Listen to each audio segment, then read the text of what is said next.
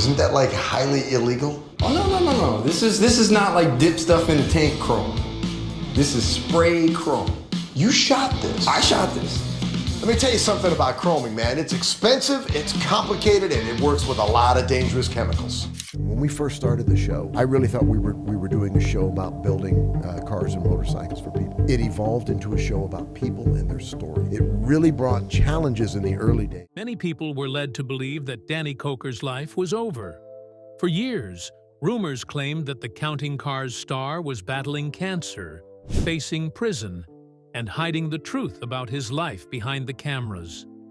As those stories spread across the internet, fans were left wondering what had really happened to the Count. Now, at 62, Danny has finally begun addressing the speculation. So, what really happened to the reality television star? And what has he finally admitted after years of silence? Join us as we unravel the truth behind Danny Koker's untold story. The truth that could no longer be hidden. For years, fans believed they had Danny Koker completely figured out.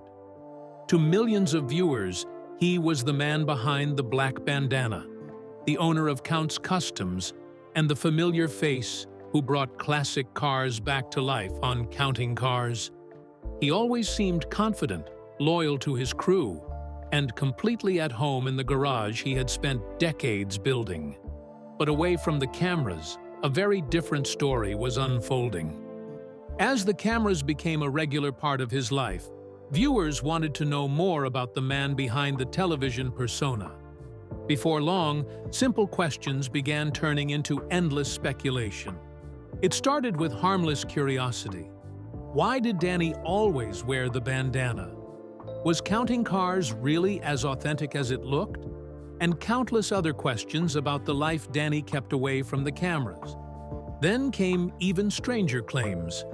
Social media filled with rumors that Danny was seriously ill.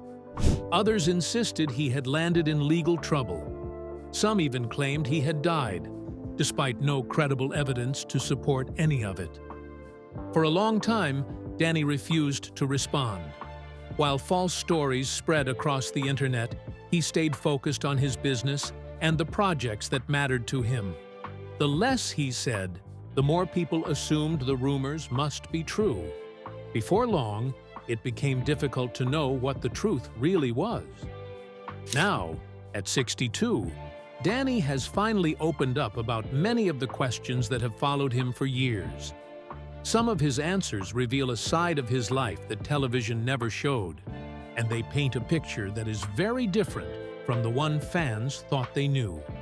So, was Danny Koker really the mysterious figure the internet made him out to be? Or did years of speculation distract fans from the person he had always been?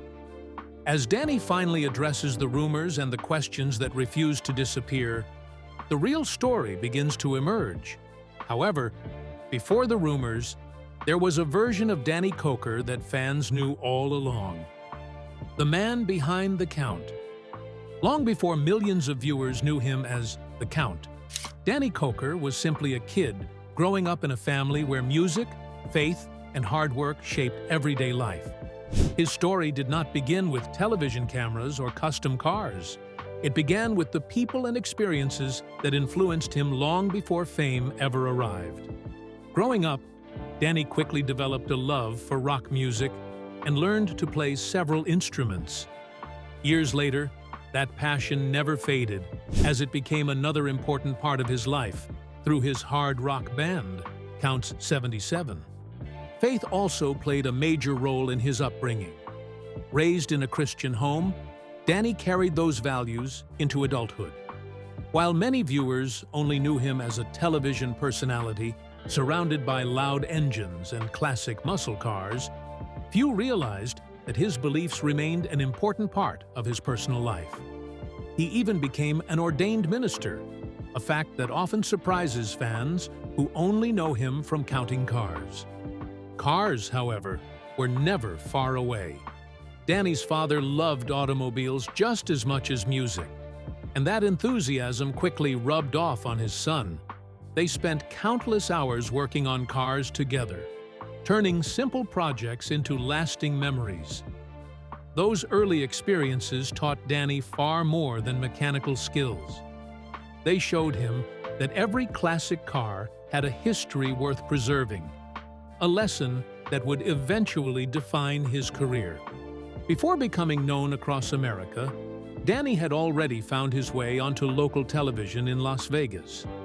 During the 1990s, he hosted a late-night horror movie program under the character Count Cool Rider.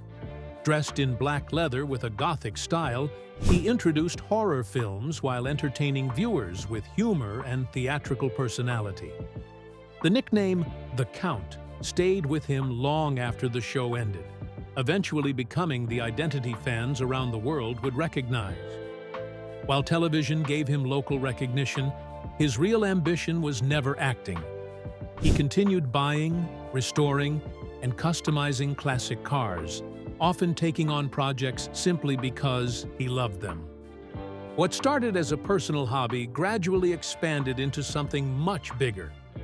Danny opened Count's Customs in Las Vegas, building a shop dedicated to restoring and customizing American classics, motorcycles, and hot rods. Long before television producers discovered him, the business had already earned a strong reputation among collectors and enthusiasts. Everything changed when History Channel producers noticed Danny through his appearances on Pawn Stars. Whenever a classic vehicle appeared at Rick Harrison's pawn shop, Danny was often invited to inspect it or estimate its value. His knowledge stood out immediately, but it was his personality that made an even bigger impression. Viewers connected with the mechanic who seemed just as excited about a forgotten classic as the owner trying to sell it. The response was so strong that History Channel decided to build an entirely new series around him. In 2012, Counting Cars premiered, taking audiences inside Count's Customs and introducing the talented crew that helped transform worn-out vehicles into remarkable custom builds. The garage quickly became one of television's most recognizable automotive workshops, and Danny became one of the network's biggest personalities. Years later, Danny had built far more than a television career. He had created a multi-million-dollar brand that blended cars, music, entertainment, and business. To many viewers, it looked like an overnight success. In reality, it was the reward for decades of work, countless hours in the garage, and a lifelong passion that had started years before anyone ever called him the Count. Yet, as his popularity continued to grow, so did the attention surrounding every part of his life. From the outside, it looked like everything had fallen perfectly into place. Few people realized that the smooth image viewers saw each week was about to face its biggest test: the cracks behind the perfect image. For years, Counting Cars looked almost untouchable. Every episode followed the same winning formula. A forgotten classic rolled into Count's Customs, Danny spotted its potential, his crew worked their magic, and another impressive build rolled out of the shop. The business appeared to be thriving, the team looked close-knit, and there was little reason for viewers to believe anything was wrong. But behind that polished image, the first cracks already began to appear.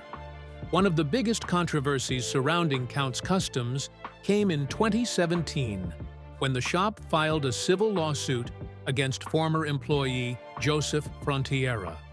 According to the complaint, Joseph was accused of using company money for personal expenses and creating unauthorized financial obligations while working at the business. The lawsuit also alleged that company funds had been diverted for his own benefit, resulting in significant financial losses and tax-related penalties. The allegations shocked fans because Joseph had appeared on Counting Cars as part of the team. While the legal dispute unfolded away from television cameras, viewers suddenly realized that life inside the shop was not always as smooth as the series made it seem. Everybody, this is Ryan Evans from Count's Customs. I'm in the Hertz compressor booth With the Counts Customs latest build, this is actually the first time we've ever revealed a customer. Joseph denied the allegations, and the matter remained a civil legal dispute rather than a criminal case. But the headlines were enough to spark widespread discussion about what had really been happening behind the scenes. The lawsuit was only one part of a growing conversation surrounding the business.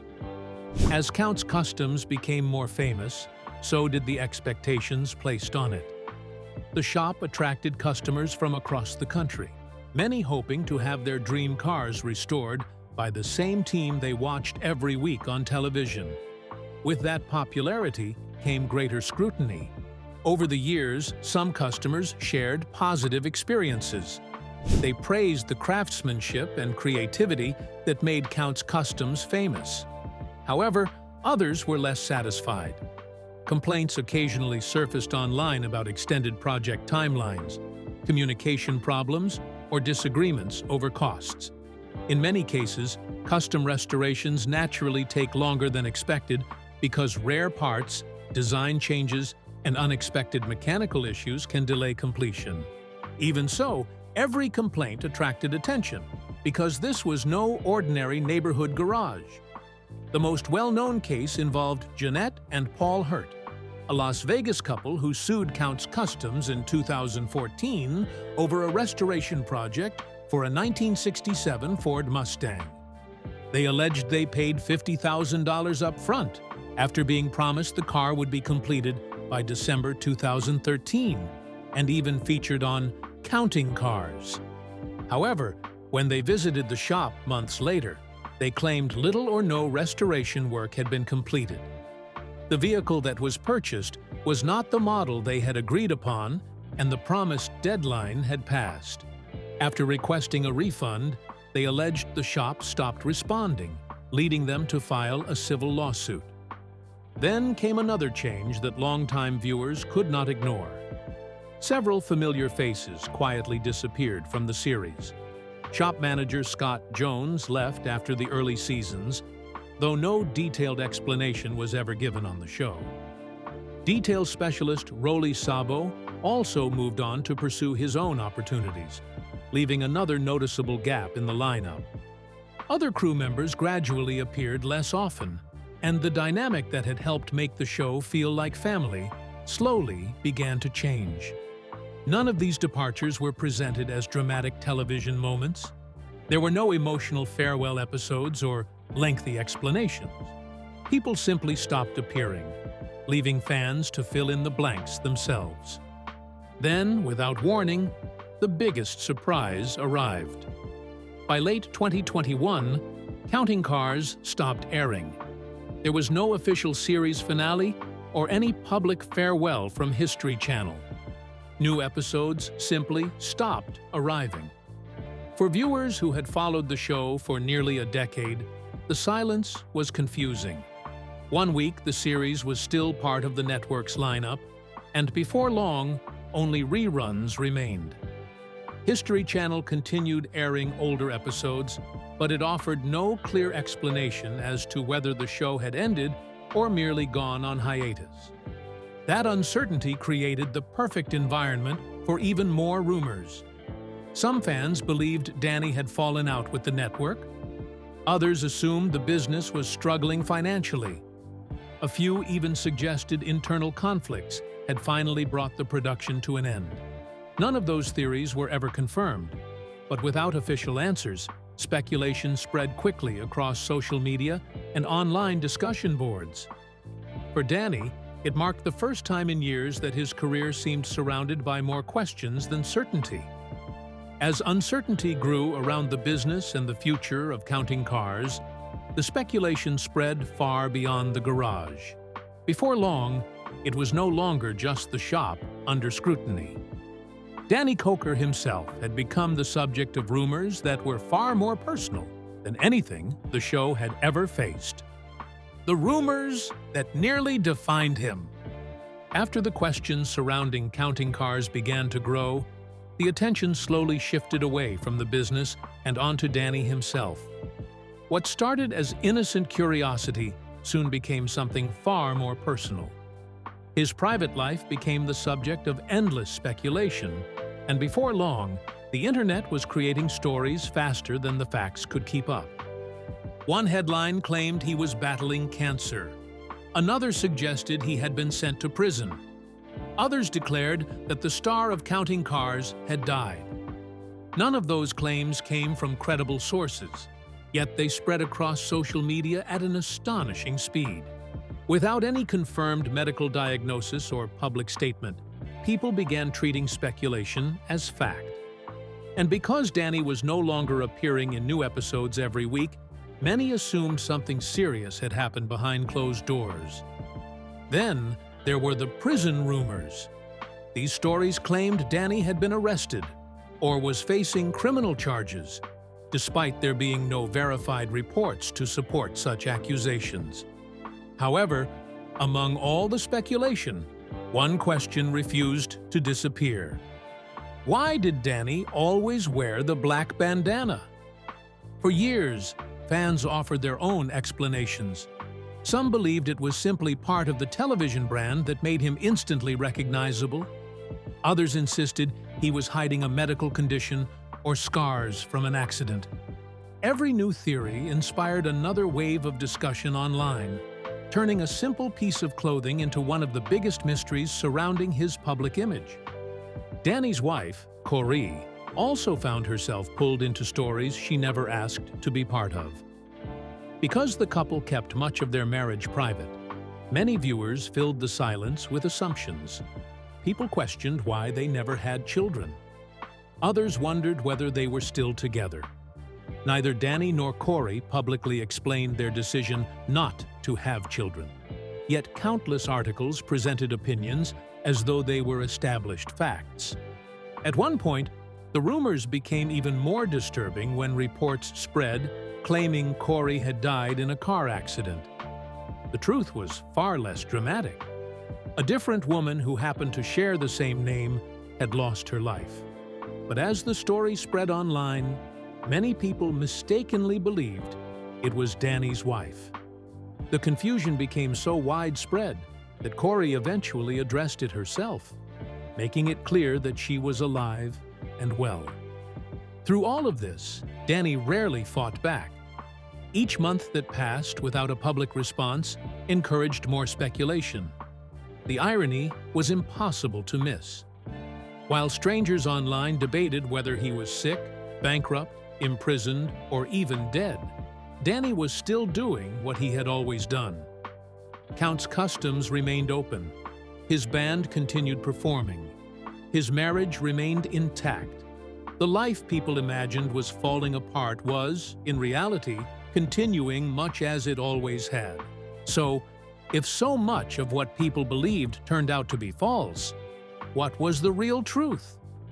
After years of allowing others to tell his story, Danny finally decided it was time to speak for himself. And some of his answers were far simpler than anyone expected. What Danny finally admitted. After years of watching other people tell his story, Danny Koker finally began answering the questions that had followed him for decades. The truth was a collection of honest explanations that stripped away years of speculation and reminded fans that the man behind the television persona had never been as mysterious as the internet claimed. The question he has probably heard more than any other is about the black bandana. For years, fans created countless theories about what it was hiding. Danny eventually put those rumors to rest by explaining that the answer was far simpler. The bandana was his way of dealing with a receding hairline. Over time, it became such a recognizable part of his appearance that taking it off in public would have created even more attention than wearing it. He also addressed one of the biggest debates surrounding Counting Cars. Many viewers wondered whether the series was scripted, or whether Count's Customs was simply a television set built for entertainment. However, Danny has consistently maintained that the shop is a real business that existed long before cameras arrived.